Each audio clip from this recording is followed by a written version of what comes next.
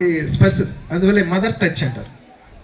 మనకి చిన్నప్పుడు చెప్పేవాళ్ళు చందమామ రావే జాబిల్లి రావే అంటూ శ్రీరాముడికి కౌసల్యాదేవి గోరుముద్దలు తినిపించారు. అక్కడి నుంచి అంటే గోరుముద్ద అంటే అమ్మ పెడితేనేది ఆ గోరుముద్దని రాజనేని గోరుముద్దగా చేసి ఎంతోమంది విద్యార్థుల జీవితాల్లో వెలుగులు నింపినటువంటి వ్యక్తి, మహనీయమైనటువంటి వ్యక్తి. అందువల్లే రామాయణం ఎందుకు చెప్తారంటే మనిషిగా ఎదగాల. ఒక మనిషి పుట్టిన తర్వాత మనిషిగా ఎదగాలంటే దానికి రామాయణం ఆదర్శం. ఒక వ్యక్తి చదువుకొని వెలుగునివ్వాలంటే దానికి సేనన ఆదర్శం. ప్రభుత్వాలు ఆలోచించకముందే, ఎందుకంటే ఎన్నో ట్రస్టులు ఉంటాయి. నేను కూడా చాలా ట్రస్టుల్లో మనం క్లబ్స్ అని ట్రస్ట్లు అని పెడతా ఉంటారు, కానీ కొన్ని పేరుకు మాత్రమే ఉంటాయి. కానీ హృదయపూర్వకంగా మానవత్వంతో పనిచేసేటటువంటి అరుదైన అంటే సువర్ణాక్షరాలతో ఎప్పుడు కూడా లింకించదగేటటువంటి సేవా సంస్థ రాజనేని రామానాయుడు చారిటబుల్ ట్రస్ట్. ఒక తాత యొక్క గౌరవాన్ని, తండ్రి యొక్క గౌరవాన్ని, తన వంశం యొక్క గౌరవాన్ని నిలిపినటువంటి వ్యక్తి రాజనేని సేనన్న. ఎందుకు చెప్తున్నానంటే మంచి వాళ్ళని ఎంత బాధించినా మంచే చేస్తారు, పెరుగుని ఎంత జలికినా వెన్న ఇస్తుంది. ఆ విధంగా మన శివసుబ్రహ్మణ్య సారు ఎప్పుడు బాధపడతా ఉండేది, సార్ అంత చేస్తున్నారు సార్, మనకి చాలా ఇదిగా ఉంది అంటే, సార్ మన ప్రయత్నం అయితే అందరూ కూడా 100% ప్రయత్నం చేస్తున్నాం. ఏదో ఒక రోజు ఖచ్చితంగా మీరు చెప్పిన అంశం ఖచ్చితంగా సాధిస్తారు.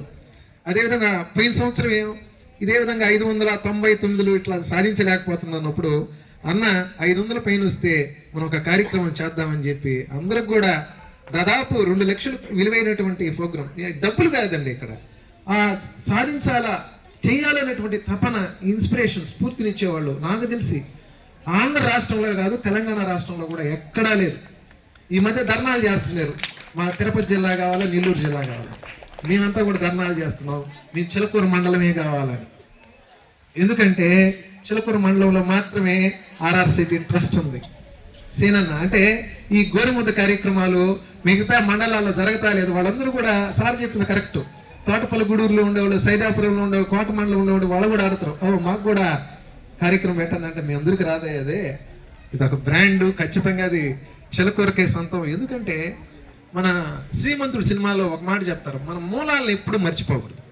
ఆ మూలాల్ని మనమందరూ కూడా, ముఖ్యంగా విద్యార్థులమ్మ, మన తల్లిదండ్రులు పడినటువంటి కష్టాన్ని నేను భవిష్యత్తులో గొప్ప స్థాయికి వెళ్ళి ఎంతో మందికి నేను సేవ చేస్తాను, నలుగురికి ఉపయోగపడతాను అనేటటువంటి సంకల్పాన్ని కల్పించినటువంటి గొప్ప ఉద్దేశంతో, సంకల్పంతో మీ అందరికీ ఇదొక్కటే కాదు, ఎన్నో కార్యక్రమాలు.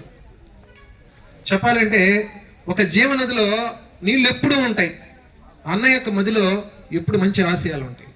మీరందరూ ఇది స్ఫూర్తిగా తీసుకొని ఇక్కడ ఉండే వాళ్ళందరూ కూడా, కూర్చునే వాళ్ళందరూ కూడా, చిన్నప్పుడు మాకు ఇటువంటి ఏ సౌకర్యం లేదు, ఇక్కడ అన్ని ప్రభుత్వాలు చేయలేనటువంటి పనులు కూడా ఇప్పుడు చేసి మీకు ఏది కావాలన్నా కూడా తీసుకొస్తున్నటువంటి అన్న గురించి అసలు నిజంగా మేము తను పులకరిస్తుంది. నిజంగా ఇటువంటి వ్యక్తులకి పద్మశ్రీ నేను ఎప్పుడు అనుకుంటా, ఖచ్చితంగా ఒక అవార్డు కొంతమందికి ఇస్తే, అంటే అవార్డులు కొంతమందికి ఇవ్వాలి కాబట్టి ఇస్తారు, కాబట్టి ఇటువంటి వాళ్ళకి ఇస్తే ఆ అవార్డుకే ఔన్నత్యం వస్తుంది. అటువంటి మహనీయమైనటువంటి వ్యక్తి, అసలు ఇటువంటి మంచి అవకాశాన్ని అందరూ కూడా ఉపయోగించుకొని మన మంచి పేరు తీసుకురావాలని హృదయపూర్వక కోరుకుంటూ ధన్యవాదాలు తెలియజేసుకుంటున్నాను. జై హింద్.